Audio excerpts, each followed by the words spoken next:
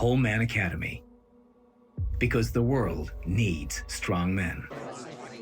Whole Man Academy is changing the game for men around the world.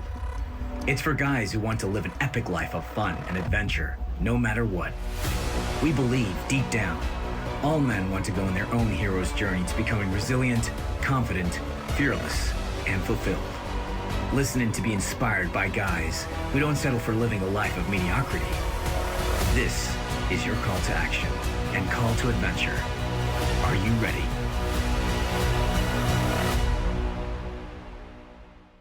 Okay, so this is the Whole Man Academy podcast, episode 97. My guest today is Steve Nicol. He's a strength coach. I've checked that one. We're going to talk all about lifestyle, fitness, nutrition, mindset, relationships, mentorship, everything in between.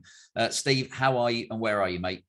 I'm doing well. Thank you. I appreciate you for having me on. I think it's an amazing cause, an amazing program that you put together as far as the Whole Man Academy.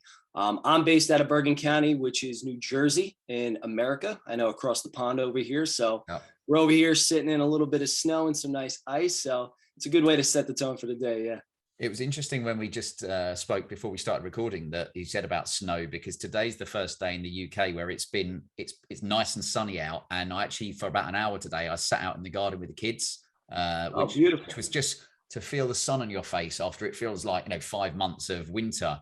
Surprising how good it is for your mood. So, I mean, is it extremely cold? What's the snow like out there? Is it a fluttering? Because, we're shit over here with snow. You know what? It's sitting at 30 to 35 degrees Fahrenheit. So at that point, it's a mix between rain, sleet, snow, and everything iced overnight. So it's like trying to get everything off of the windshields and trying to get the cars going. It's kind of like but it's fun to know. At least we switched as far as geographic weather and stuff. So that's always good.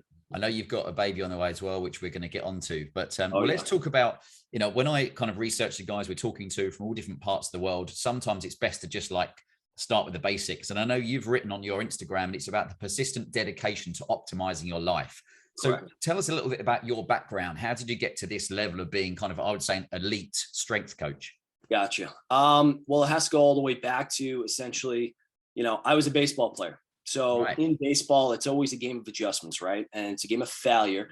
And the one who makes the least amount of failure or errors is essentially going to be the one who wins, right? Being able to, on the fly, be able to make adjustments within the game of baseball, right? So always having to deal with failure, adversity, 70% of your craft and your time, you're essentially still going to be considered a Hall of Famer.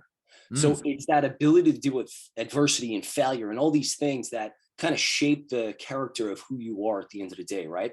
So as a baseball player, I just got into the whole love of the physiology of the body and how the mind works and how physically you're able to acquire greatness within a sport like that, right? So I went to school initially I went to school to be an engineer. So I wanted to get into engineering. I love math. I love science. I can't do much of anything else as far as academics, but I do love science. I do love math.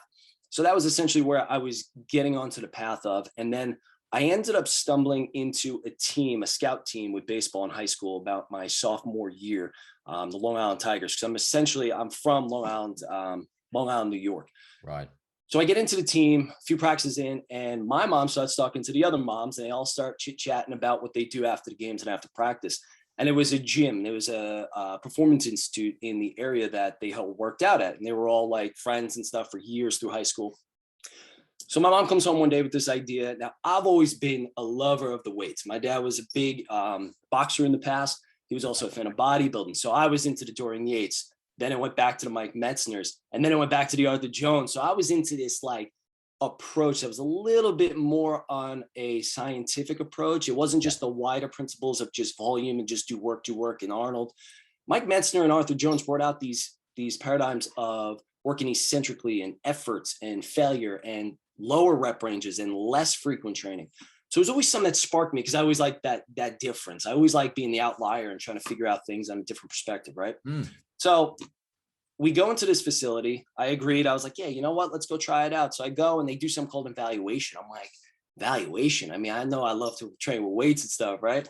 So I walk in and then it's like, okay, sit on the table, a whole bunch of length tension tests. How does your mobility or all your joints? They go through body fat testing, strength testing. And then you leave the place with an evaluation of where you're at currently, which is exactly what you need for a blueprint for the future, right? Now, here's me architecturally thinking engineering and stuff. It's like, no, the body moves like this and it doesn't move like that because there's the inhibition. So I learned all this stuff at this facility. So I was like, wow, this is engineering of the body, just on a physiology standpoint. So I said, you know what? I'm going to switch all my classes in my electives for school and high school and start preparing and maybe get ready for athletic training and physical therapy and just get involved in the industry, right? So I'm a baseball player going to college. I'm not necessarily going to college for academics, but I did find through not the gym training there and all their principles, I stumbled across a guy who was able to get me into a facility, into a university that I was able to play baseball and still have that background of physical therapy. So I go there 4 years, three out of 4 years, we were in the World Series. It was All-American through SUNY Cortland, which is a university upstate New York. Right. Played 4 very successful years. Ended up getting inducted into the Hall of Fame over there, which is really cool and really neat. Super proud of that because it's a great institution. It's a program that is run by a coach, Coach Joe Brown, Hall of Fame coach in the state of New York, and is just on another level. And going through 4 years there, I started really getting into the science of training. And where I was training, I got into who essentially became my mentor, Charles Poliquin, and a lot of his writings and methods, one of the most successful strength coaches in Olympic sense. Now, he has trained over 800 and something Olympians. He's got medals across the board. But one of the very successful things that he has done is he has, as a coach, coached 26 gold medals in 26 different sports. Yeah. Nobody, cool, I don't think, is going to probably touch that because it's not just being very successful in one area, but it's having that wide base of success within the Olympic standpoint. So then my studies became all about trying to learn everything about this guy. I have graduation. I play another year or two of independent baseball, which is not necessarily affiliated, but it's independent baseball. I traveled a ton on the road up and down the East Coast of America.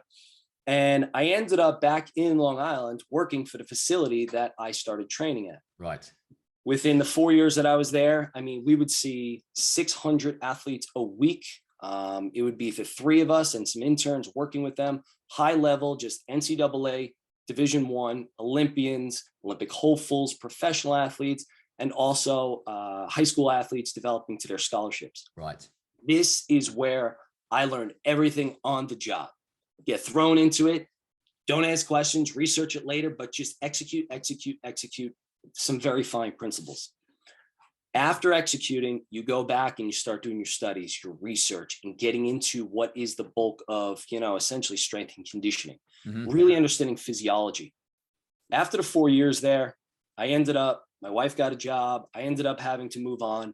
And while I was in that transition, I determined to say, listen, who is the top of the field? It's Charles Poliquin.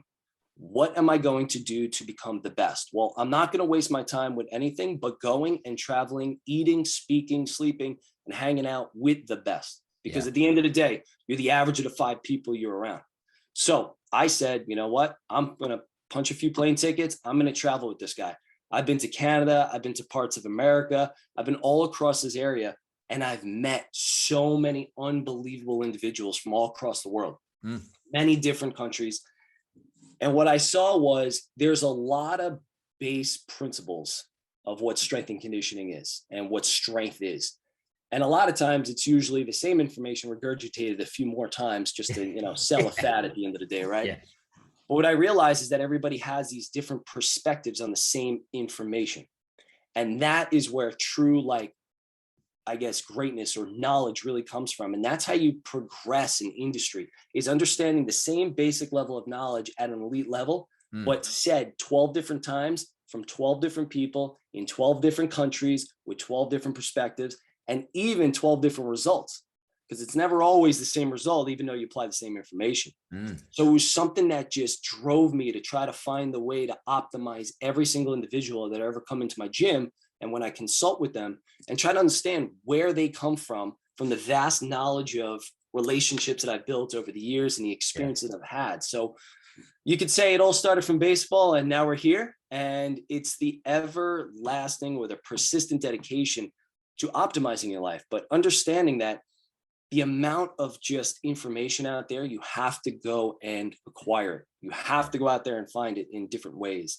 And I think, you know, I'm at a point now where I'm just obsessed with progression, progress over everything. So at the end of the day, these relationships is what you get you that next inch, and then the next inch, and then the next inch inside the industry, or that goes across all boards too.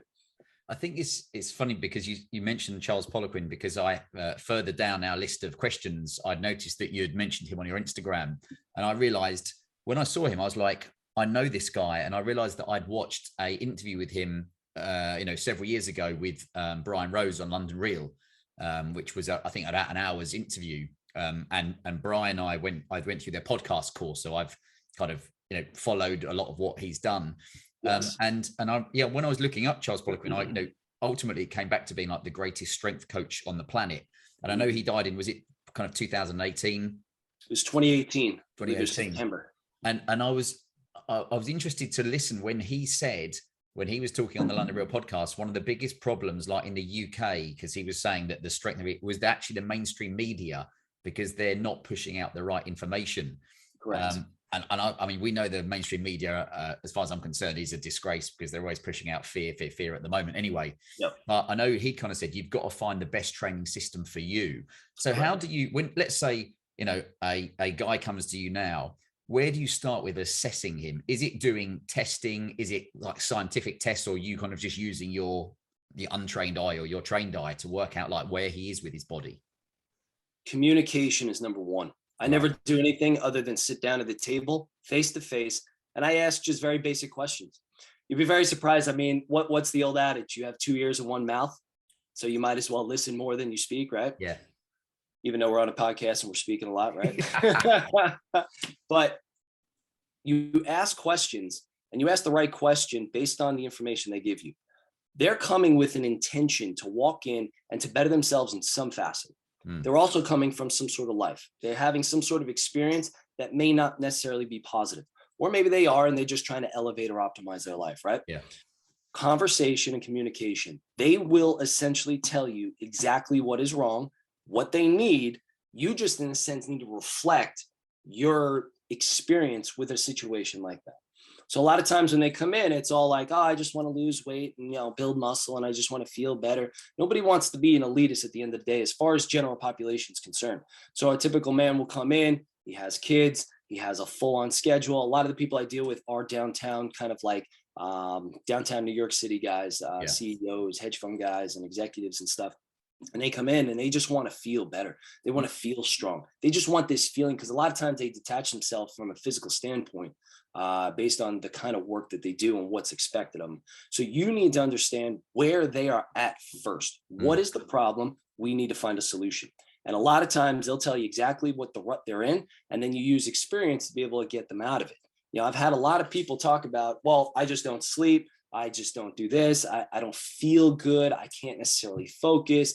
I just want to put on muscle and lose fat. All right, well, let's get to the root cause. How is your sleep? You know, it's hard to go to sleep, but I sleep through the night. Okay.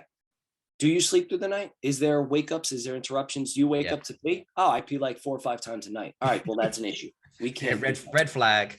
Exactly. You know, and then you try to get a gauge on their morning, their lifestyle, how they live their life, what they do, how their day looks.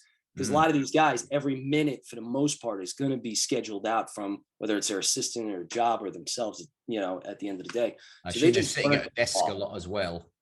What's that? I assume they're sitting down at a desk for a lot as well.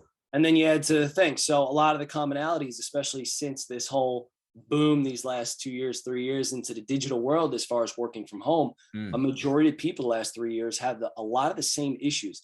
Athletes as well, because a lot of the fields, a lot of the practices, a lot of teams had to shut down for a certain amount of time. So a lot of time is spent even in school on the sit down position.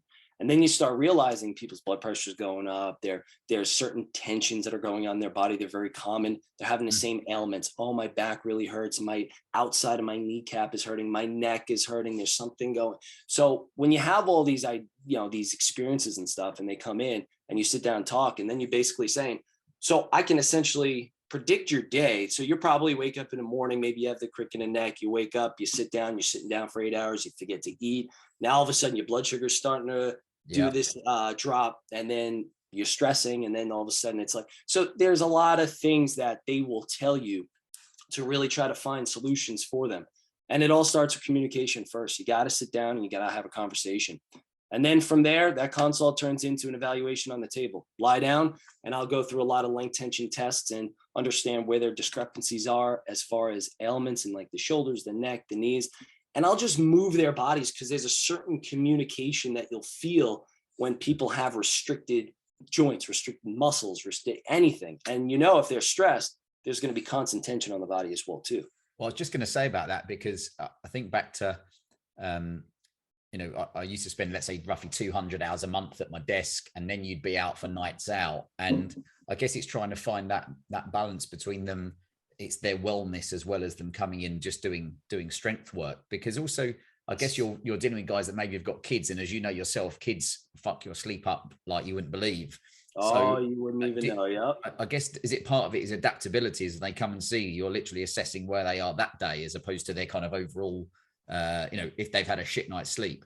Well, a lot of men, I think, are essentially creatures of habit, right? It's always trying to find routines and trying to find comfort within routine. And sometimes if you throw it out just a little bit, we get this anger and this rage, right? I think I'm saying it for a lot of guys. Yeah. But a lot of it, a lot of people do come in, a lot of mindsets like that are dopamine dominant, are very intense, very type A. They're essentially doing too much. And it's too much exposure to strength training. It's too much cardio. Maybe it's too much phone. Maybe it's too much work. It's just too much of everything. And one thing you got to understand is that flame, let's think of a lantern or with oil, right? And that flame, the intensity of the flame and the duration of that flame is all predicated on what is the oil. So if you think about yang, the flame, yin is the reserves that are going to help that flame be controlled. A lot of guys only focus on yang activities. That's exposure to constantly thinking, constantly working, constantly doing this, constantly going back to dopamine receptors are being exhausted from the actual screens and technology nowadays. And then they're trying to offset it with stress. So now they're stressed and wired. So what they're going to essentially do is do more training in the gym, because they're trying to do more, instead of just pulling it back just a little bit. Take one step back and make a leap forward. Those are the important things I've seen. And that is the most common thing with every man that walks in outside of sport. But, all the way from 30 to 50 to 60 years old, they're just trying to do too much. And sometimes if you just scale back, find balance, find a reference point, you have a lot of ability to work with just basic stuff. There's so much let's assume that it's a professional guy listening to this, trying to find that balance between the work time, the, looking after your health. Maybe you've got, whether it's just a partner and or kids as well. It is a real kind of juggling act, isn't it? To try and, I always say, like, it's a bit like trying to keep all these plates spinning, and actually more so some of the entrepreneurs that I know, when you're running your own company or you're working for yourself, you don't just finish at 5 o'clock and go home. There's always something else to do. So yeah, that's one of the common things. I did a talk two days ago for a company, and it was basically entitled "Why It's Good for Men to Talk." But one of the big things is about guys having so much going on in their life, and then you've got social media and being addicted to that kind of stuff.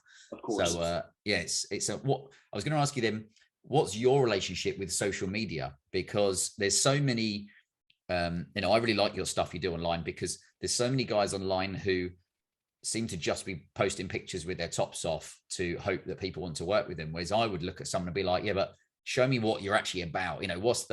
What's the grit you've got in you, not just whether you've got amazing six pack or something like that.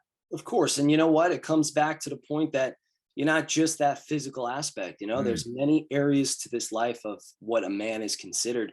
And, you make a good point. A lot of men don't talk. A lot of men don't talk about their feelings or their plans or whatever, their inspirations, aspirations. It doesn't matter. They really don't talk. And having that honesty sometimes allows that confidence kind of fall through them and just flow out into everybody, inspire people. My biggest thing is I love to educate and I love to inspire.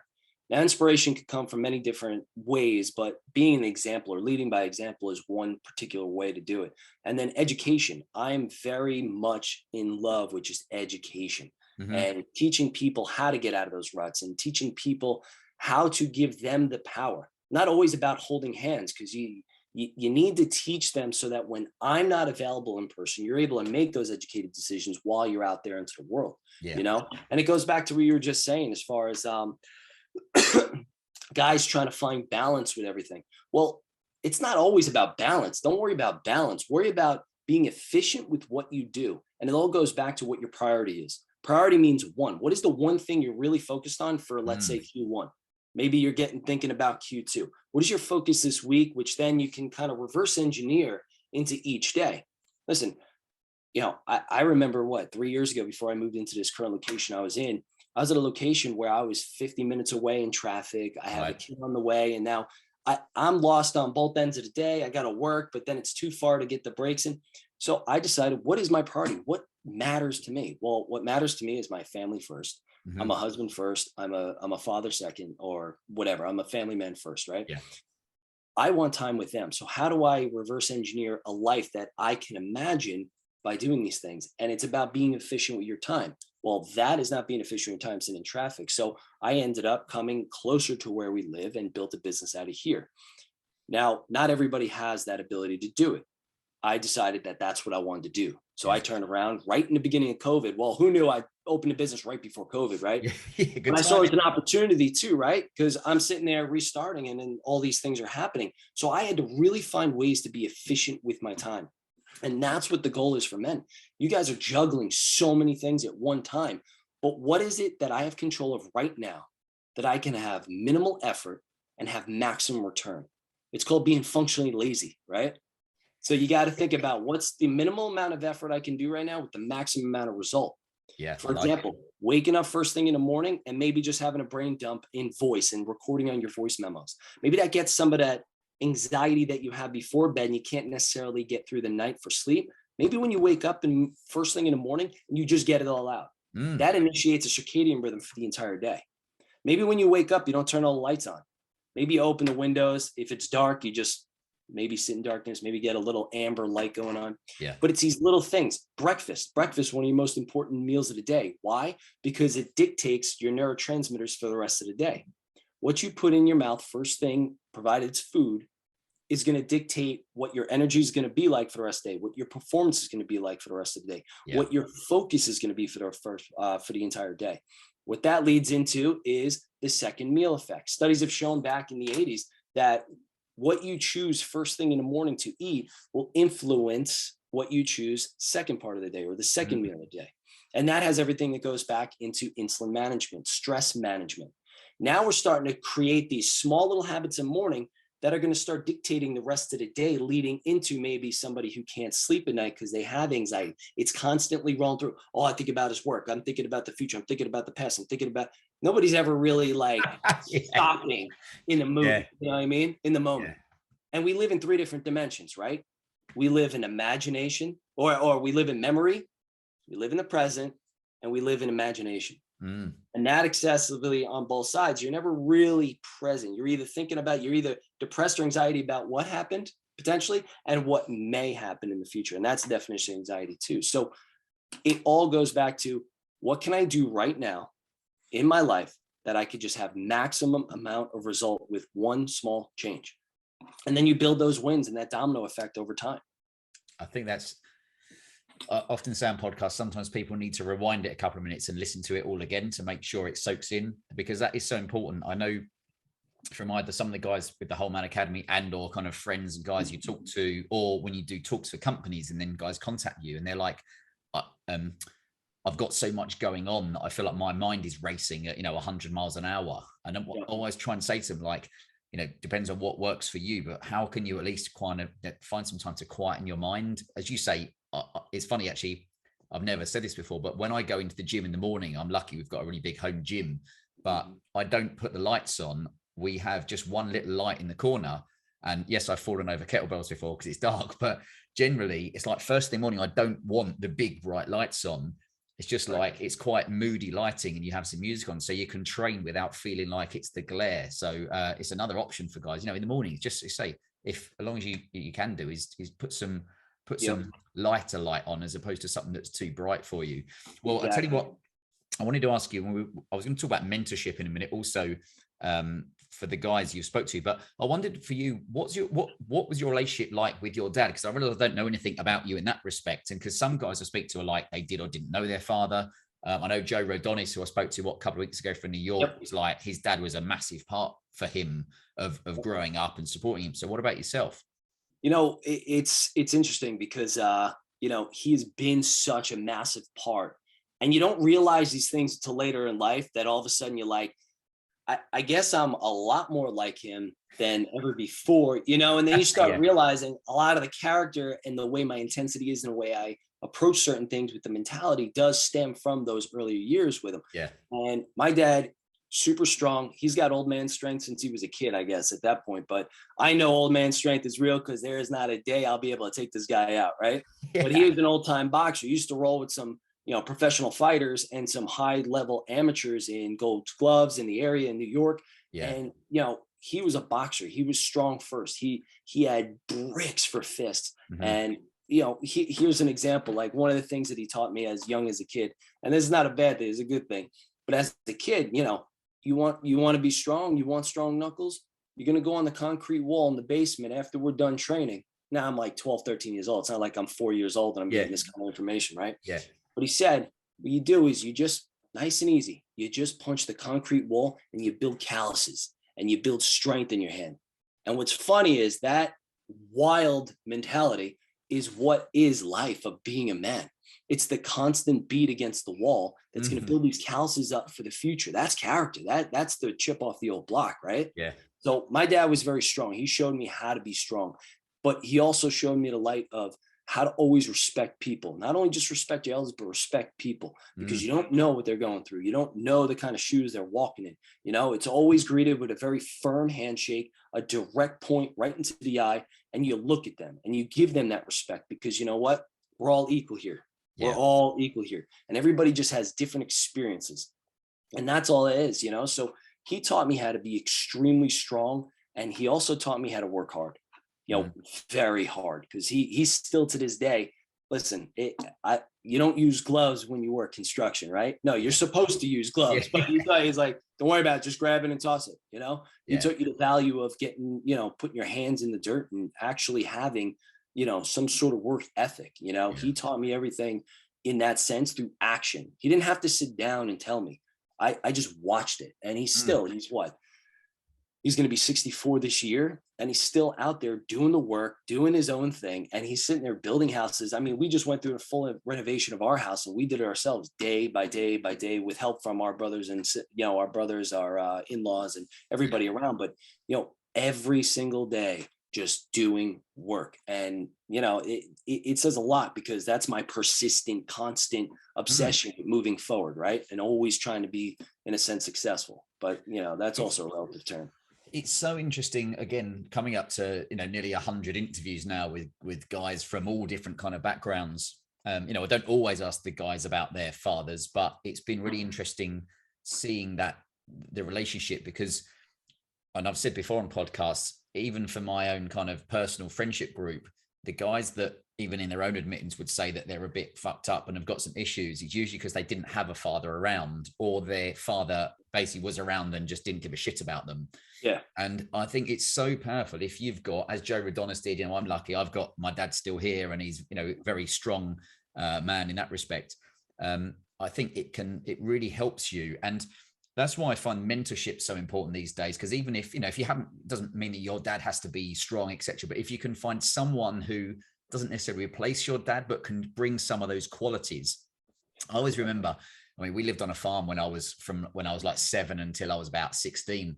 And one day I was at school, and they came in, and like the school secretary came into class and was like, as I was to the teacher, and she was like, "Oh, Anthony, your mum's here to pick you up. You've got to go." And I was like, "Right."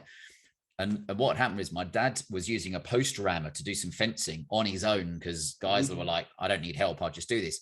And he smashed himself on the head with a post rammer, and he split his head open, like bit the end of his tongue off, chipped his teeth, you know, was at the back door, the stable door, with blood coming out of it. And they took him to hospital, stitched it back up. Now, I would wager that most men today would basically take a week off work and would be like sitting there watching Netflix, you know, with some potato chips. My dad was out the next day building stables with stitches, and he was just like, well, work. It's not that you have to keep on working, but he was like, I'm fine. You know, I've stitched me back up, just push me out and I'll go again. And I see that so different to especially when I see some of the guys in their 20s and 30s these days who are, I don't know, don't have any grit and determination and work ethic about them. And it's as if it's by design, because you see, you know, the media, I don't know, kind of maybe create slightly softer men. And yeah, absolutely. You wonder in the US, I guess you see that as well. Well, you see the victimization or the victim syndrome, right? Everybody's a victim all of a sudden. Everybody gets to complain about it, get their 15 minutes of fame, get a little sympathy, and then that's their dopamine boost. You know why? Because they're now resistant to dopamine hits. And it really does come back down to, as a man, testosterone and the depleted testosterone levels of what each generation has over the last few decades is becoming more and more apparent. Now look at the lifestyle and how everybody lives. It's more so spending time on the screen. The chin is down and we're sitting there playing on the phone all day, you know, and not only are we depleting all of our dopamine receptors because of the blue light, the radiation effects, it's also having a cascade effect on our hormones. And as a man, you need more testosterone than estrogen. And what you're starting to see is aromatization. And a lot of men that come in, I do skin fold evaluations because health does come from the inside then out, but the outside has a communication, if you look properly, about what's going on internally. And what you're noticing is a lot of the soft chests out there. I wouldn't say the real term that everybody really knows about, but you essentially see very soft chests, almost like a female chest. Yeah. And that is due to the fact that they're aromatizing. There's a lot more estrogen being built up in men than testosterone. And where does that come from? It comes from lifestyle. It comes from how much blue light you're being exposed to, how much screen time you're having throughout the day, how much light you're not getting anymore. And then you're also not eating properly with the high quality foods. Nobody's really training hard anymore. Everybody's all about this Instagram hack where it's got to look good, stick your ass out, maybe do one recording of you doing beast mode. And at the end of the day, when you can't even do 1.5 times your body weight, it's not necessarily beast mode. You'd be lucky if that's a warm up at the end of the day for real strong individuals. Yeah. So when we look at these things and these other factors, I just start seeing people become more victims because they don't have dopamine receptors. So they need the sympathy to feel better about themselves instead of just finding a way not to be a victim. Maybe you do eat more protein than you do processed foods and goods. Maybe you do manage your insulin, and that's going to manage your stress, and stress is not going to deplete your testosterone. This is a game of lifestyle, the things, and this is what brought me into this position, because I'm starting to notice, guys, the man today is the one who makes a lot of money, who sits at a desk and watches a screen all day go tick, tick, tick, tick. That's not a man. You may provide a certain numerical value like money and stuff. But what else where's the content? Where's anything? Is there anything of you being a man to be able to teach your kids? Where's the warrior? Yeah, exactly. How could you be in a good relationship? Are you even awake all day? Are you even present all day to be a really good father? Are you even present or really?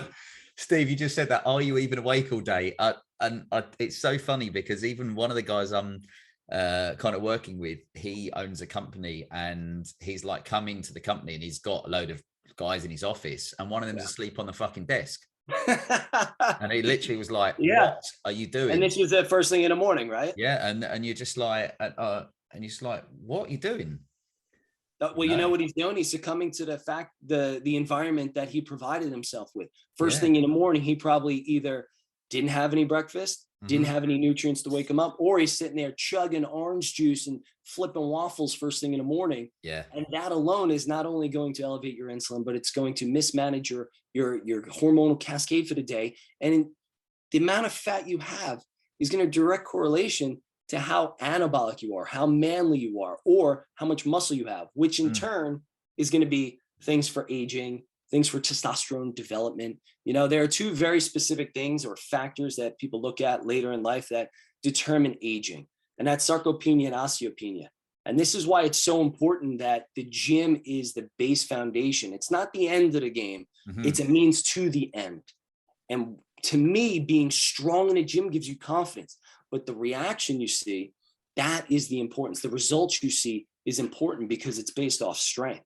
Now, osteopenia and sarcopenia is the loss of muscle and the loss of strength.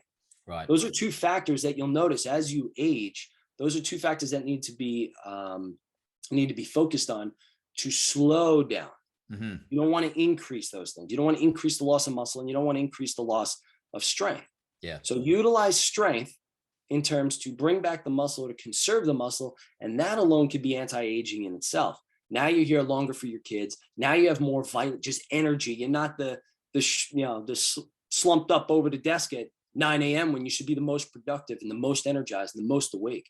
Yeah. That's, I always find it interesting following different guys. And I said on the e-letter I write the other day, I see myself as a researcher of great men now, because I look all around the world for guys. I saw your stuff and I was like, hey, I like this guy. I like what he's about. He's got good energy about him.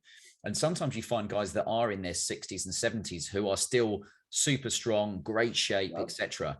And you're like, then you look at if a guy is in his 20s or 30s, you're like, you've got no fucking excuse at all, Yeah. And the problem is, I think it comes down to education as well, doesn't it? Because sometimes people, one of my biggest frustrations, I've said this for years, and also, my partner's a naturopathic nutritionist. So she's, spent, 8 years now working with people on their health and optimizing it. One of my big frustrations is when people are making the effort, but doing the wrong thing. Correct. Because you listen, kudos for you for spending money, spending the time, but you're kind of like running in the wrong direction. Correct. So I guess for you, sometimes you feel like you're writing things that they've learned that are wrong, if that makes sense. You know what it is? It's you only know what you know, right? Yeah. But the people that keep chipping away will eventually get to that point. It's the same thing with baseball. You always see, or any sport, you see everybody peak at a really early age. And those are the guys that go, and then they built it all on talent. They built it all on their skill. And it just kind of fades out. And what you see is the guys who start a little later, bloom a little later, continue to bang their heads against it. And they have this obsession to catch that guy. Before they know it, they've gone all the way up through it, because it's the constant chipping away. It's the constant growth mindset. It's not that fixed mindset. It's the growth mindset. So those guys that are just putting in the effort, eventually it's going to break. Something positive is going to come their way, because they won't stop until they find it. And that's the growth mindset. That book by Carl Dweck, Mindset. Very important to understand growth mindset. You see success in everything, or at least you can understand that somehow, some way in the future, this point of information is going to help me exponentially improve my life, whether it's from a physical standpoint, mental, emotional, relationship standpoint, or connections. Like, that's how businesses are built. Businesses are built on connection. It's built on conversations you had maybe 10 years ago. Yeah. You just never quite know when that's going to come back around in a positive way. That's a really important point, actually, because funny, in the last 2 or 3 weeks, those kind of things have happened to me, where it's someone from, I'm talking at an event tomorrow. It's a men's panel. And actually I'm going to tell you a question that they've put on the event at the end of the podcast, which is kind of one of the best questions I've ever heard. But that was actually someone from 5 or 6 years ago that I was at a Tony Robbins event in, I think it was Miami, who 5 years later, they're now hosting the event tomorrow and I'm there speaking. And like you say, you never know when this connection who you've got, is you stay in touch with people, kind of comes out of it. But okay, I want to ask you a question. On Instagram, I said to guys, you can ask questions. One of them was about, what is your favorite breakfast? Now I'm going to say, because I know that you might ask me, for me, I thought about this, a full English breakfast for us is sausage, bacon, eggs, beans, toast, black pudding, if you even know what black pudding is. And well, imagine at this point, that list. If I told you, it's basically kind of blood, congealed blood, which has got a lot of, I think there's iron in it and stuff. But nice. But so what about yourself? I'm thinking there could be some meat in here somewhere. Well, let me tell you, that's a star-studded cast you got there at the first meal of the day. I'll tell you that much, For me, my favorite, now at a base level, the thing that you want to do is increase energy. I'm going to give you a little background about why I choose these things. You want to improve dopamine and acetylcholine first thing in the morning. That's your creativity, that's your focus, that is your energy. And those are called neurotransmitters. They're chemicals inside the brain that are induced when you have these certain lifestyle factors that you apply to your life, right? So with breakfast being the first thing in the morning, you want to have that positive cascade of energy, focus, and all the clarity you could potentially have to be better at your job, be a better husband, be a better father, be a better mother, brother, whatever. Yeah. So a high protein, high fat breakfast and then maybe a carbohydrate, depending on if you earned it or not, or if you're lean enough, that has a low insulin load. So my favorite breakfast is going to be a red meat, because there's enough nutrients in there as far as breaking down for increasing yang type factors inside of the brain, versus what maybe a white meat may have. So the most optimal first thing in the morning is a red meat. It could be ground beef. It could be some sort of wild protein, such as yak. It could be beef. It could be bison. It could just be a regular steak, whatever cut it may be. Yeah. Secondary is going to be the fat. Now, if you choose a proper steak that has fat that is from a clean source, that saturated fat will be a positive cascade for your hormones, because cholesterol is your precursor to your hormones in a positive way. However, if you bring in dirty meat, that's where everybody talks about red meats being bad. Well, because you're eating grass-fed inflamed cow meats.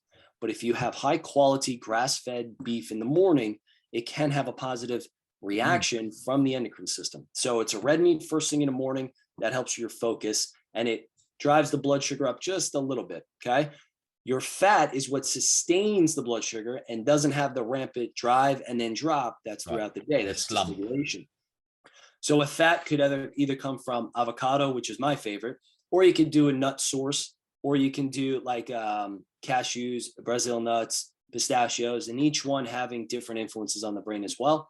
And then I utilize dark berries. So I'll either do blackberries, blueberries. I'd even do a little bit of strawberry as well too, but I typically have that as well. So those are my 3 points for the most elite breakfast that I will be able to focus the best, perform the best, and stay as lean as I need to be throughout the entire year.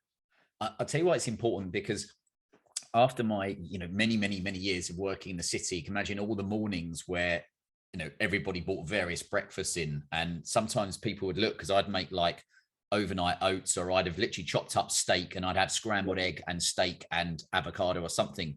And I used to say to guys, could you have, instead of stopping at McDonald's and getting basically a pound of shit, because that's what it was, there's no quality in that. Like you say, we're so conditioned that people have the beige food. So it would be cereal, it would be toast, it would be crumpets, it would be, any of that stuff. And I'd be like, could you have some mackerel, some turkey slices, some salmon, smoked salmon, eggs, etc.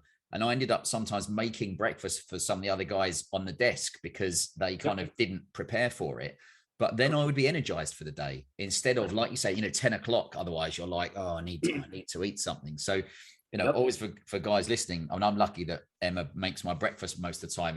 If I come in and she's like made me something really, sometimes it's got lots of like organic nut butter on it or something. But And the important thing, like you said, is about the quality, because I would say, especially from learning more and more about the shite that is pumped into animals these days, that, like you said, just things like grass fed, if you're talking about the meats, or as best organic as you can make a big difference. Because otherwise people are saying, oh, I'm eating meat, and you're like, yeah, but it's crap. It's not the good quality stuff. So that's another thing for guys to think about. Now, I want to talk about a guy which you'll have I've taken inspiration from, Greg Plitt.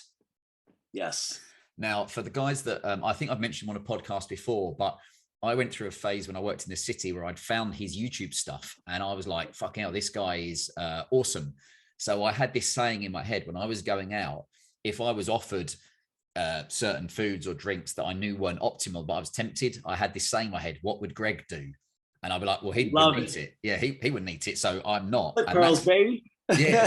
So and it's like finding what works for you. But tell me what your kind of, how you first heard about Greg Plitt, and what kind of impact he maybe had on yourself with training and lifestyle. Correct. So when I got out of baseball or retired, I got dove in strength and conditioning. I loved bodybuilding. My dad introduced me to bodybuilding with the magazines. We'd be in the basement working out, constantly clanging iron. But I always had this this inspiration from bodybuilding first, which got me into the gym, which then got me to performance. Yeah. Coming out of, or during at least the tail end of college and getting towards that graduation, and I graduated in 2010. I stopped playing baseball 2011, 2012. So that's when I started really getting into strength conditioning and actually coaching. So I'm coming into my 10th year of coaching, which is pretty cool. Our nice little anniversary. I I always thought that strength conditioning is a very academic, very not bland. I don't want to say bland, but it's a lot of education. Yeah. And a lot of times that doesn't always translate to inspiration. And I always love inspiration and watching people. Now I got all this energy. So it's like, what can I kind of feel off of? Going back to your email, researchers of great men. It's very important that you do see them for examples. Like my baseline comes from strength, hard work, work ethic. That's all from my father. Yeah. But that's what gets you that step in the door. And what you start seeing is you start gravitating towards certain people at certain times in your life based on what you're going through at that moment. So at that moment, I was at a crossroads. I was retiring from baseball, transitioning this passion into this strength and conditioning, this like academic world, which is all about learning and observing and test, guess, and revise. And I didn't really, I was like, I need some kind of performance measure. So I got into fitness modeling, fitness, I guess at the time it was before they called it men's physique in the NPCs and the IFBBs, but I was into WBFF. That's another one you guys probably know over there. Okay. And it was about fitness modeling. And it was like, man, I'm always been into bodybuilding. So I started thinking, you know what, as I'm doing this, I'm going to be the example for, say, athletes, even though it's a performance standpoint. Yeah. I'm going to be the example of what it needs to be. So I ended up finding this inspiration through this guy, Greg Plitt. I'm like, who's this? It was Greg Plitt. It was Rob Riches at the time over from your guys' way. It was James Ellis. It was all these certain characters, but Greg wasn't a competitor. Greg had a mindset. Greg had this inspiration. Greg had these words that would splice through you and create this energy you didn't think you had, you know? And he comes from a background in military. So he's like, and he broke off because he, at the same token, I don't think he realized like, you know, it was too structured. He just needed to be out and just go, you know, and this crazy energy. So me and this intern that I had at the facility back in Long Island started watching his videos like on his membership site. And it was like every week I'd work 8 a.m. till about 10 p.m. at night. I mean, I'm doing about 60 to 70 hours. We were just doing work, right? Yeah. So at the end of the night, I got no responsibility other than like, I am the life. So I'm training and at the same time, listening to this guy talk and start yelling at you and start giving this inspiration, these pearls and this wisdom. And then it became this personality. So I had the ability to be like this like guy who had this personality. I could explain it in a certain way and have this energy about it and make this sometimes what could be bland, boring strength training information and make it more inspiring and make it a little more edgy and make it a little bit more of a communicated piece. And I started thinking like that. Researchers are great men. I started becoming this Charles Poliquin, not becoming him, but utilizing a lot of his strategies and information and presenting it in the way that was like Greg Plitt. And I just took it from there. And then it just, you know, it's that growth mindset. Then you're trying to find. Now, one thing I did realize, and this goes for a lot of people out there, is that if you ever want to do something, just go and do it. And what does that mean necessarily? What's the lesson I learned? Greg Plitt was a big inspiration from afar. I never met him. I never had the chance to meet him. He died in 15. I got out of this and into it about 2011, 2012. So on the back end, I did 3 fitness competitions. I won 2 of them. And then in NPC, I competed and, you know, I placed well. I wasn't no top 10. I was top 15. But it was all on the back end. And, you know, it would have been nice to have been like, you're the guy at 10 o'clock at night I trained and listened to, and you're the guy who got my ass out of bed first thing in the morning. You're the guy who gives me that inspiration to be a part of this industry, right? And that's that energy I get from him. I never got the chance to shake his hand. I never got a chance to meet him. I never got a chance to speak to him. So when he died, I realized, whoa, hold on. I'm going to find the best guy. I already know who it is. I'm going to him. I checked in about 3 or 4 trips that year. I was in Toronto twice. I was in Colorado. And then I saw him. No, I was in Toronto twice and 2 times in Colorado that year. And I went and just learned from him. I had breakfast with him, with the other guys and the other connections. I made sure I shook everybody's hand. I made sure I was a part of every possible scenario I could be with this guy. And I listened. I just sat back. I could be. Now, there's a guy in your area, and he started in your area. Now he's on a few different continents at this point. He's got some of the best personal training in the world. It's Ultimate Performance with Nick Mitchell. Right. Okay. He was one of those guys in the early onsets to start developing his own business based on some of the influences from Charles, right? I got to sit down at breakfast with him. He leads all the personal training in the UK for, you know, in other countries too as well. Charles, a guy, Juan Carlos Samo, he's out of the Dominican Republic.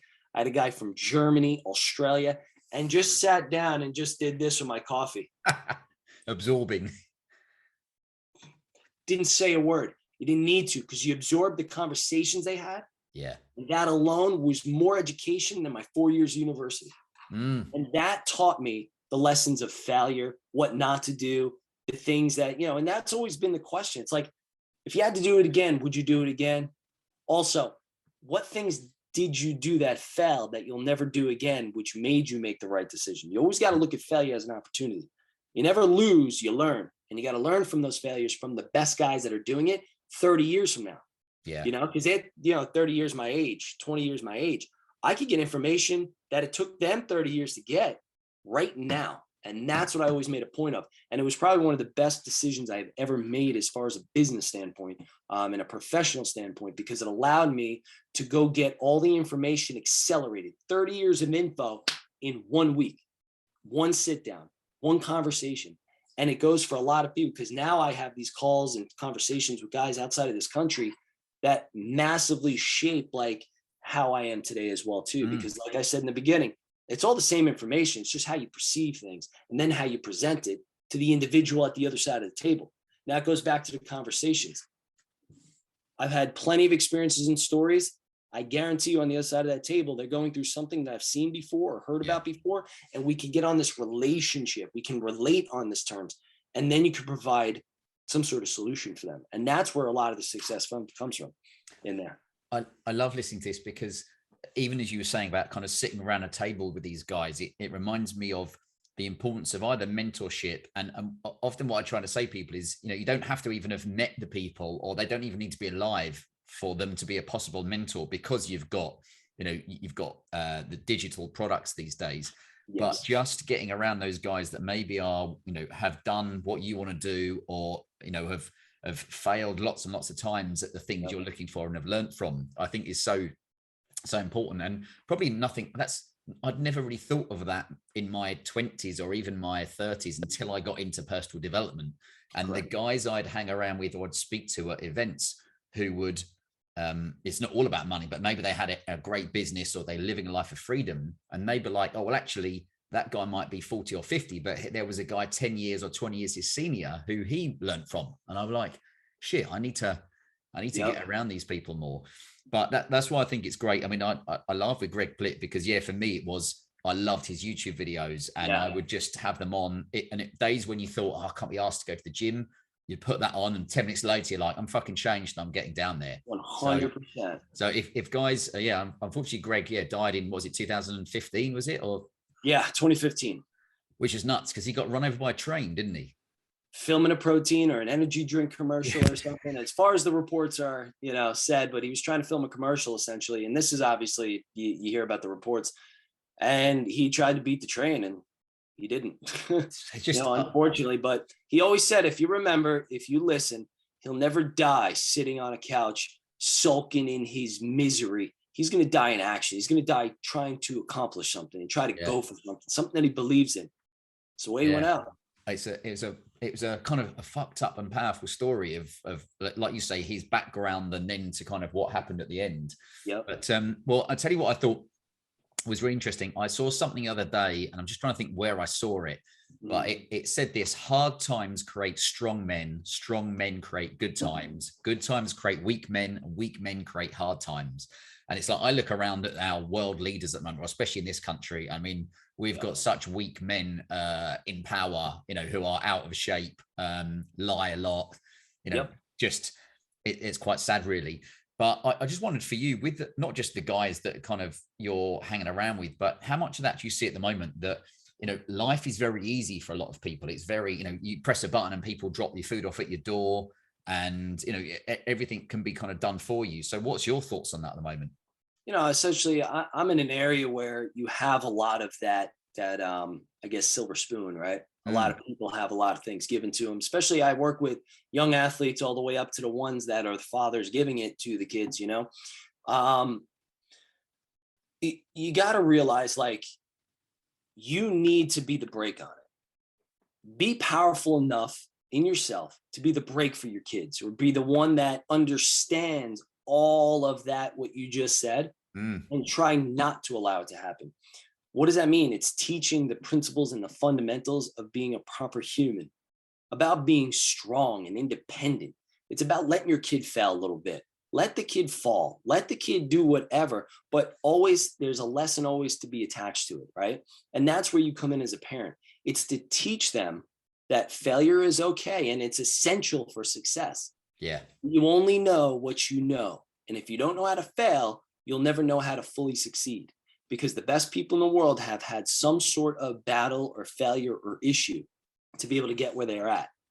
But you also have to understand that if you're at a position where you're able to give, you still need to understand that there are fundamentals of what I believe. Parenting, you can never tell anybody how to parent anybody, but I think you need to teach kids how to fail, how to be strong and independent. That, to me, I think can shape them to become more wanting to accumulate more information and more knowledge. Like, go out there and fail and find out if it hurts. Well, now you know what not to do. Don't jump off that ladder again. Don't jump, but you'll never know it until you experience it. And that goes for success too. So you still got to also give them the opportunity to win as well. I think it's a good balance between those powers, Well, we know, you've obviously got 2 kids, you've got another one on the way, and, we've got 2 boys, whether we have another one or not.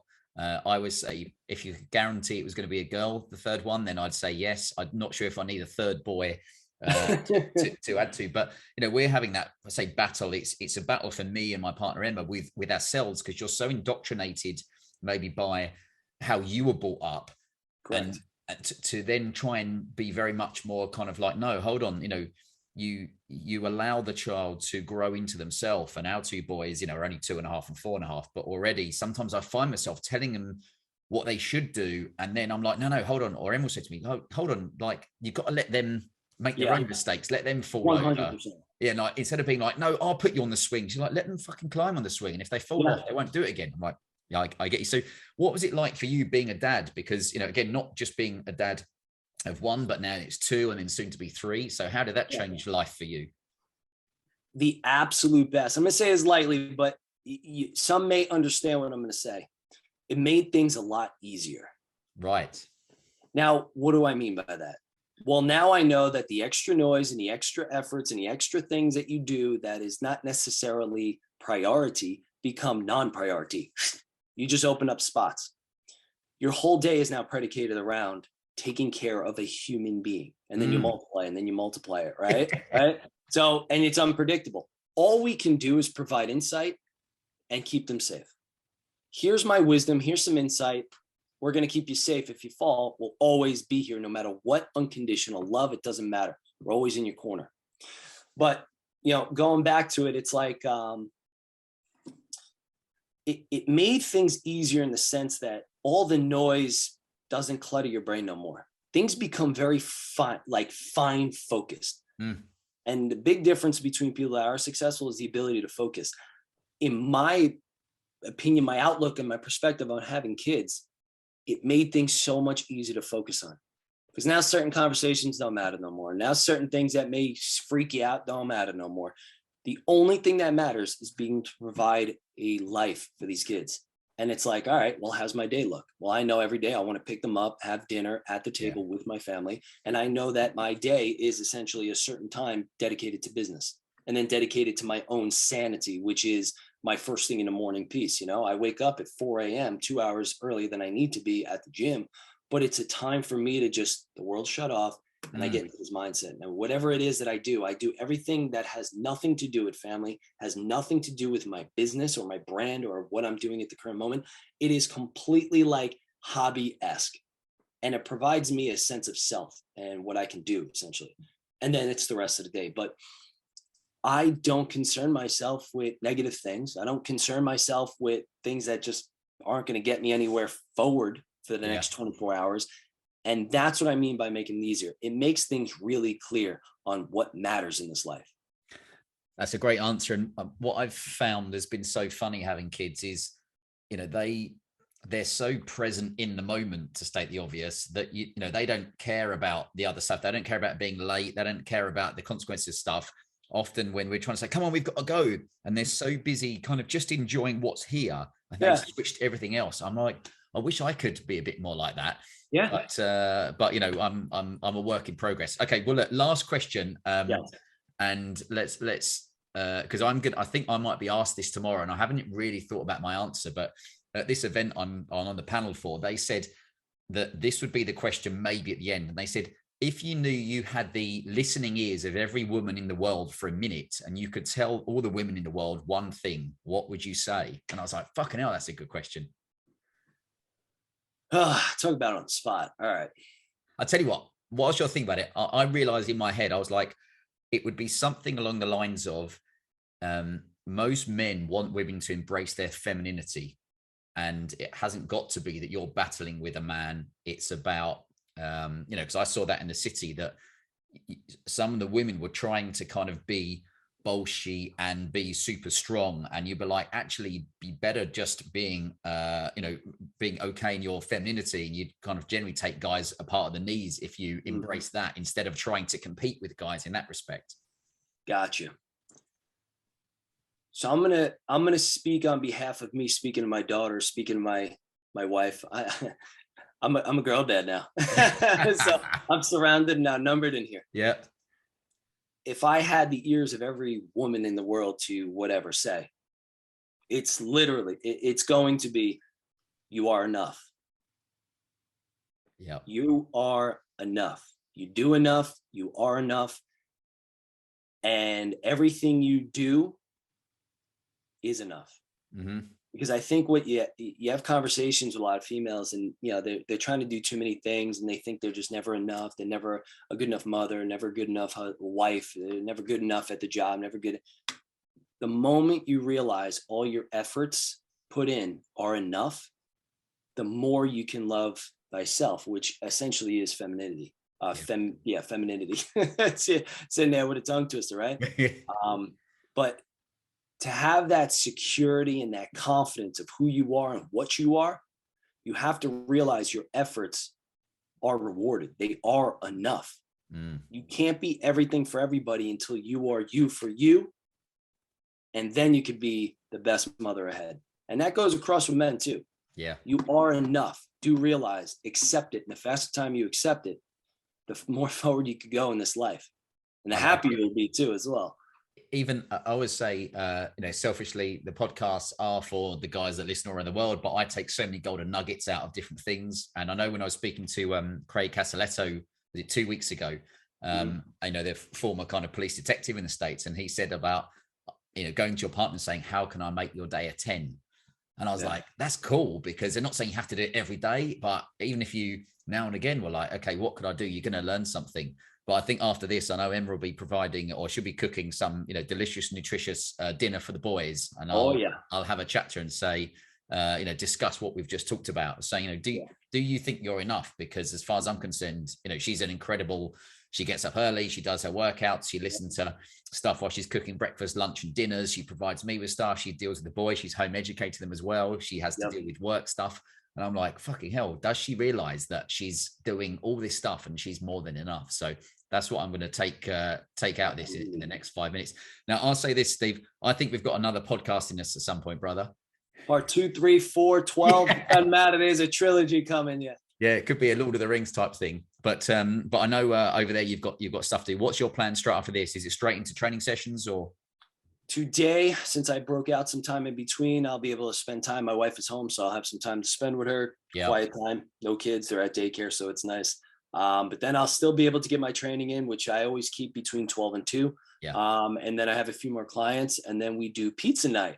Very nice. Over at the in-laws. So my wife's parents do live only about 15 minutes away. So every Friday night we take the girls and we spend quality time with, the grandparents seeing their grandkids. And that's, at the end of the day, we don't matter no more. It's our kids, right? So when we walk in the door, it's excuse me, where are my babies, where are my grandchildren? Not us necessarily. So it's a good time to allow for our children to understand kind of where we came from. But it's nice because then, obviously we get to have our cheat meal, have a ton of pizza, get sick for tomorrow morning, which is totally fine. But it's all worth it because it's good. It's good talks, good conversations, good laughs, and it's all for the kids, So that'll be for the rest of my day today. That'll be locked off there. I like it. It is a Friday we're recording this, so I'm the same. After this, I've been generally working all day, but I'll kind of check a few last emails, and we're just creating some more kind of back end stuff for the Whole Man Academy, and then I'll be going off bathing the boys.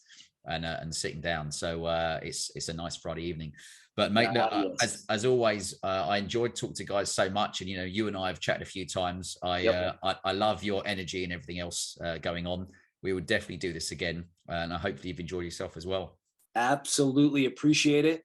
Thank you for having me. And right back at you. The energy and the conversations, we've had multiple before, and it feels good to know that once again we have these conversations, men. It's good to know that there are more men like us essentially out there, or maybe not like us, and maybe like you in the screen. Like there are other men out there. It's just a matter of I always go back to be a man. You have to have both sides. You have to be on the feminine aspect and the manly aspect, because you have to understand that you can share your emotions. Every man has it. You don't have to dig it deep down inside until it pops one day. That's stress. I mean, allow yourself to have the conversation. So just know it's always good to know there are other men out there trying to improve other men by the experiences they've had, and honest conversation. You don't need bravado. You don't need this big chest. You don't need none of that. You need honest conversation and solutions for essentially what is brought about in your life. You know what I mean? We're all on the same page. We're all trying to fight against the resistance of life.